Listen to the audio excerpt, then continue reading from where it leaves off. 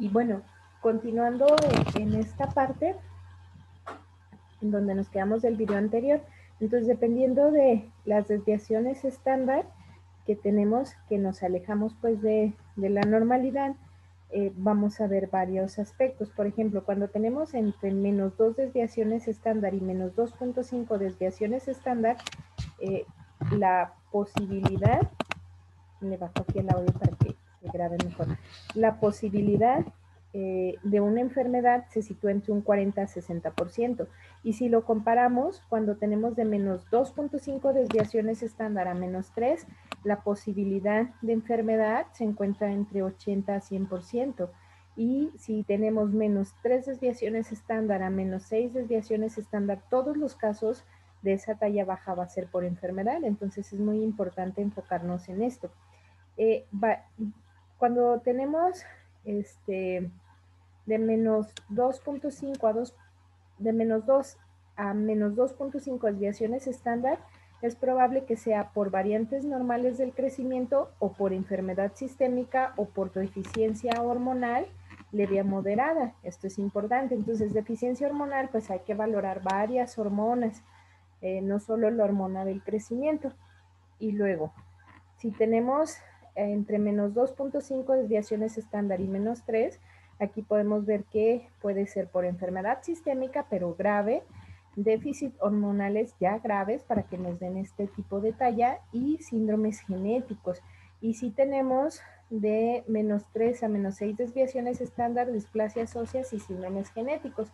Aquí es muy importante resaltar que hay formas genéticas que pueden ser leves y que son la mayoría que pasan desapercibidos, que se encuentren en este rango. Pero ya cuando estamos en estos, pues hay que buscar súper a detalle las condiciones genéticas porque son muchísimo más frecuentes. Y por ejemplo aquí ya no podemos decir que el paciente que es normal, una talla muy baja, porque aunque parezca raro, sí hay diagnósticos que les dicen que es normal, que se va a recuperar. Incluso pacientes con enanismo primordial, que tú dices, no puede ser que el doctor diga, si va creciendo, pues sí, pero vea que está a menos 3.8 desviaciones estándar abajo, o sea, eso es muy importante. Entonces, miren, para la somatometría es importante tener el equipo adecuado y que esté calibrado. Entonces necesitamos un infantómetro que sea certificado y un estadímetro que sea certificado y nuestras básculas de preferencia que también tengan medición de impedancia. Entonces, aquí vemos las posturas adecuadas para poder realizar las mediciones. Se fijan, la parte móvil debe estar hacia la cabeza, hay que cuidar la postura de la cabeza, que esté a 90 grados, y esto es lo que se llama el plano de Frankfurt, que es del ángulo del borde superior, no, del borde más prominente de la órbita inferior que pase a nivel de la raíz del pabellón auricular. Entonces, y también recordar que cuando son menores de 2 años o menos de 1 metro, se deben de realizar la medición acostados y de la otra forma debe ser de pie. Entonces, hay que tomar en cuenta las referencias óseas para medir el perímetro cefálico. Aquí vemos que se toma el opistocráneo, el Leurion y la glabela para hacer una adecuada medición del perímetro cefálico. Aquí vemos cómo evaluar el segmento inferior que va hacia la sínfisis del pubis. Y bueno, para evaluar segmento superior, pues se resta de la talla total el segmento inferior, evaluar la longitud de la mano, la evaluación de la brazada, que es de dedo medio a dedo medio, y de preferencia realizarlo en el infantómetro. Entonces esto es muy importante. Hay ciertos videos que nos permiten del CDC ver videos de cómo llevar a cabo estas evaluaciones de forma detallada. Así por aquí tenemos un link para realizar esas mediciones. Y no lo encontramos aquí, miren, por ejemplo aquí. Estos links son para encontrar las gráficas, pero aquí videos cómo realizar correctamente las mediciones antropométricas y le dan en este link para que puedan ver los videos para esto. Bueno, entonces veamos esto.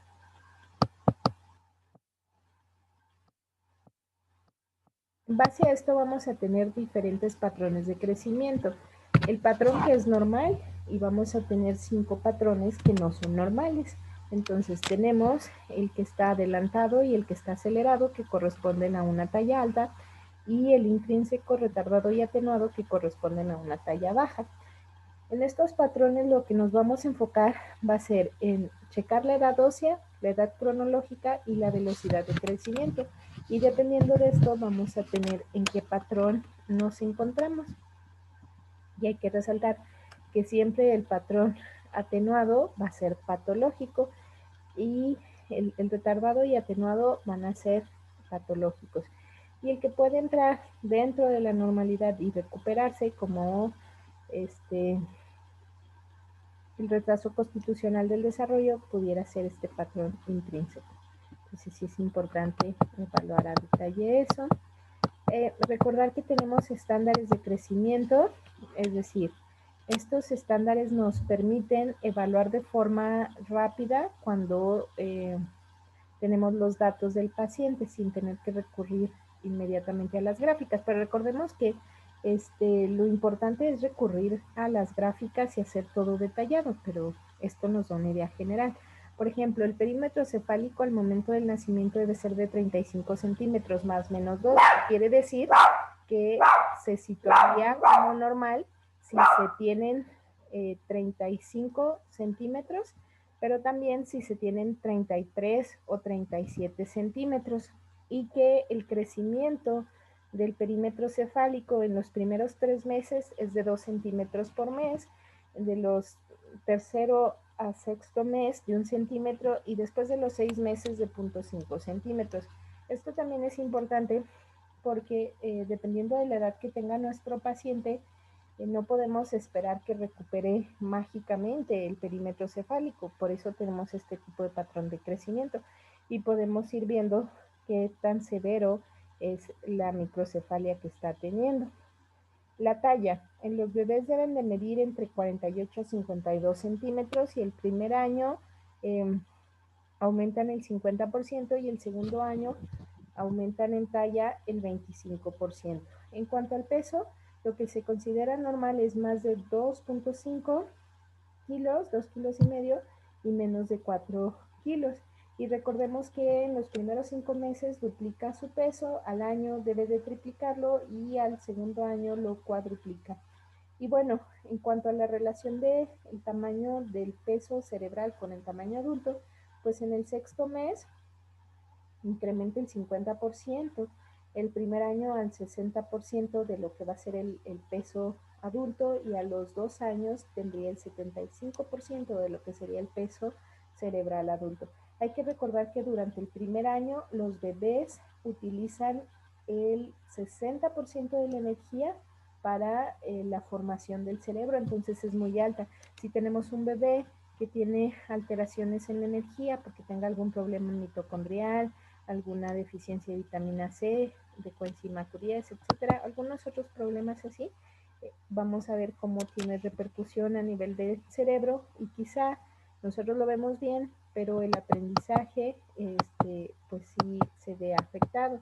Entonces, bueno, por ello es muy importante evaluar, resaltar que hay que evaluar el perímetro cefálico y que no solo en niños, sino también en adultos y que hay gráficas para evaluarlo también en adultos, porque muchas de las gráficas en niños lo tienen la medición hasta los 36 meses, o sea, los 3 años.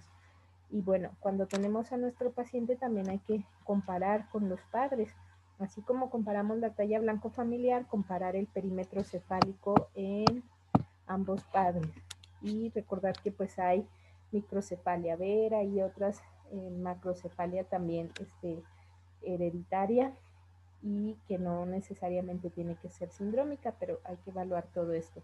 Y bueno, la relación de segmentos es importante ver qué relación se tiene el segmento superior con el segmento inferior y la relación entre brazada y talla.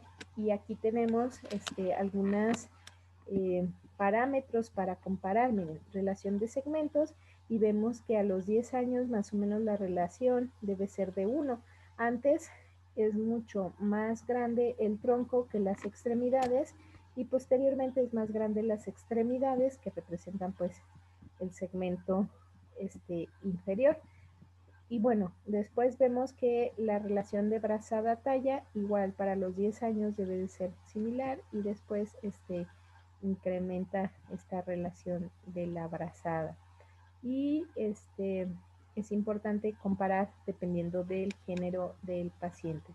Y bueno, aquí otra vez cómo medir el segmento inferior, que es de la sínfisis del pubis hasta la planta pues del pie del paciente. Y el segmento superior se saca de la talla total, restándole el segmento inferior. Eso siempre es muy importante, y evaluarlo en todos los pacientes que estamos evaluando talla baja. El índice de masa corporal, bueno, ya tenemos las gráficas, se calcula con el peso al cuadrado sobre la talla al cuadrado, esto en metros, y nos da un parámetro para saber si el paciente se encuentra normal, por debajo, con sobrepeso u obesidad. También es importante que tenemos que evaluar si hay acortamientos a nivel de las extremidades. Y recordemos que mencionamos el acortamiento rizo, meso y acromélico. Y para esto pues hay que identificar, es decir, el rizomélico, que corresponde al brazo y al muslo, y el mesomélico, que corresponde al antebrazo y a la pierna, y el acromélico, que corresponde a la extremidad, que vienen siendo las manos y los pies. Entonces, cuando tenemos un acortamiento rizomélico, por ejemplo, en la acondroplasia, estos segmentos realmente van a estar disminuidos eh, significativamente, y los otros segmentos se conservan en cuanto a su longitud.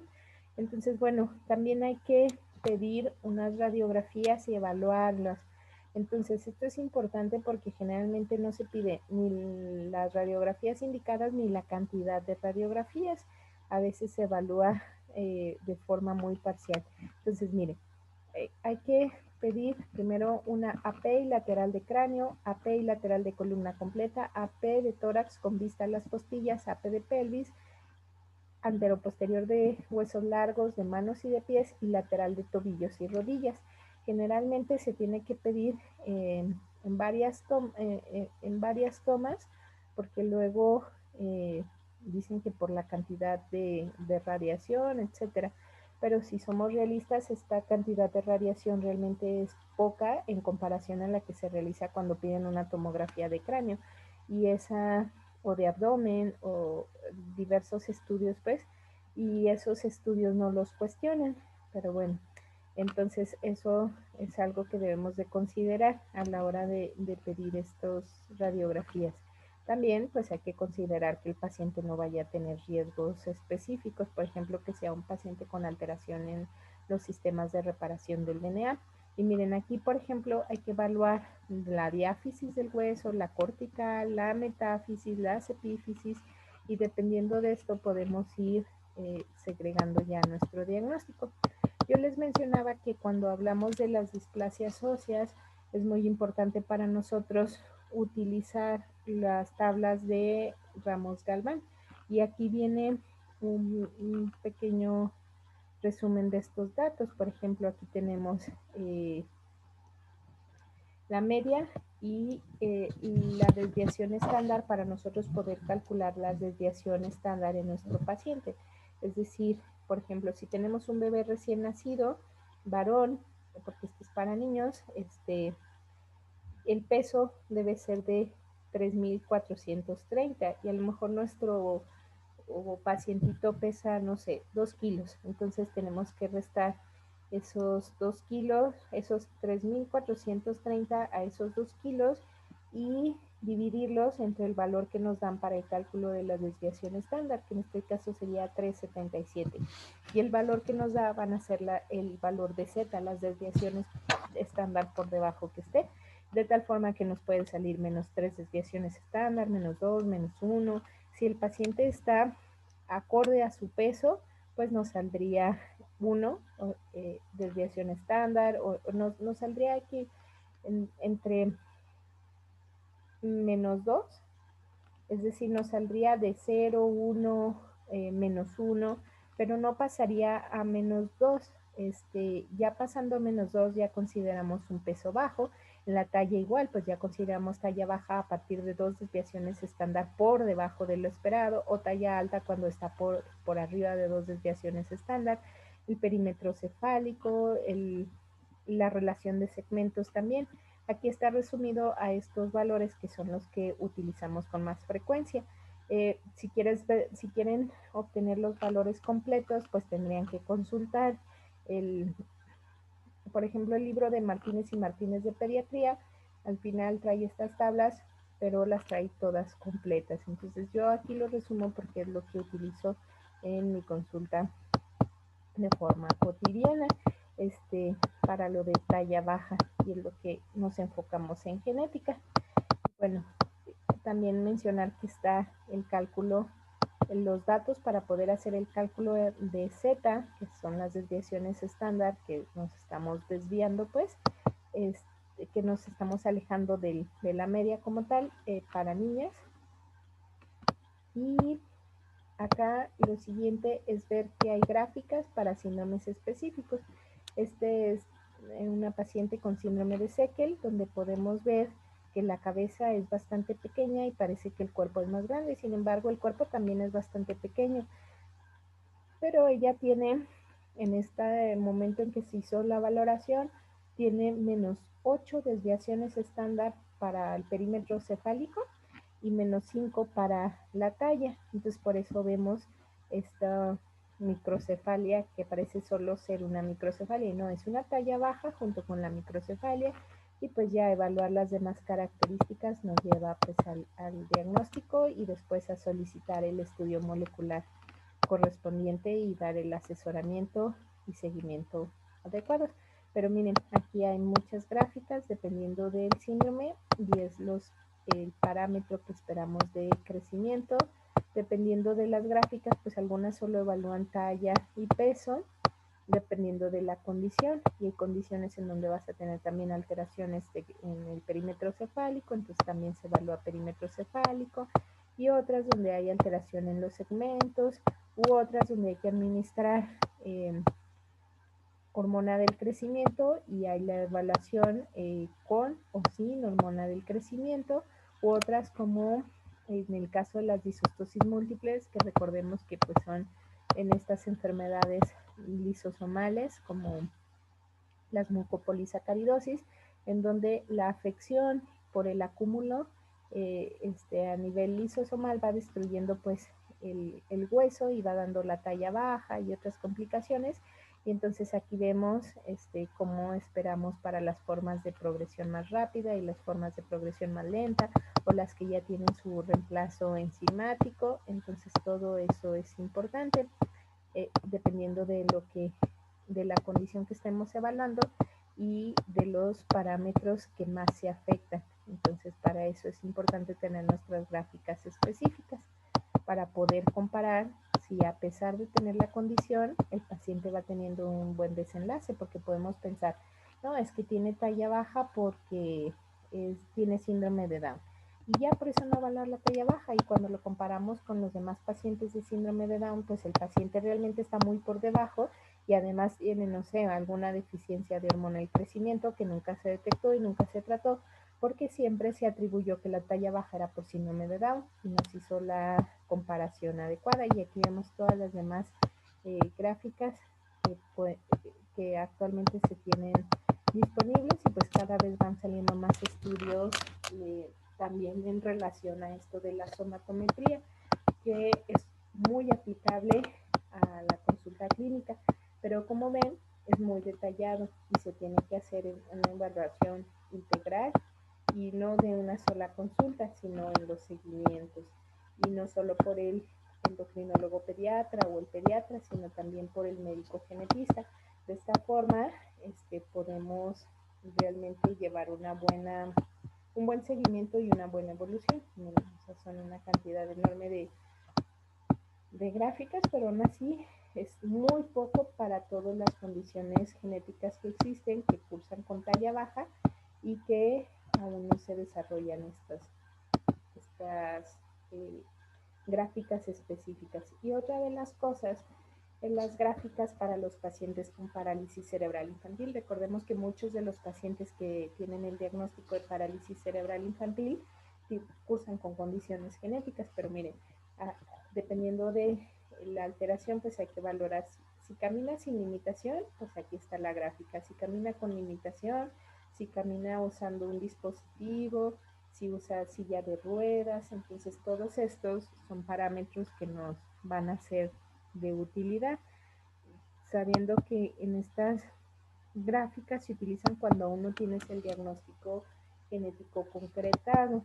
Y bueno, igual para otras patologías, Alagil, etcétera. Y aquí está pues la bibliografía utilizada, que realmente es bastante. Eh, Igual si alguien tiene dudas, pues que mejor nos mande duda o cuál artículo quiere que le proporcionemos y sería más fácil porque sí son bastantes. Y aquí pues ya nada más para que vean cómo aparecen nuestras gráficas, es decir, vamos aquí al link. Bueno, creo que en este link ya aparece. Lo importante es que son igual que las demás gráficas, pero hay que hacer la medición y compararlos con su grupo. Lo ideal es saber cuál es la causa de la parálisis infantil y poderlo graficar. Sin embargo, a veces pues las contracturas y todas las alteraciones que tienen, pues nos tenemos que limitar a utilizar este tipo de gráficas. Aquí podemos observar y ya nos dice cuál es el parámetro esperado. Ok, entonces eso sería lo que corresponde a somatometría, parámetros, patrones de crecimiento y un panorama leve en cuanto a las alteraciones endocrinológicas que corresponden a endocrinopatías genéticas.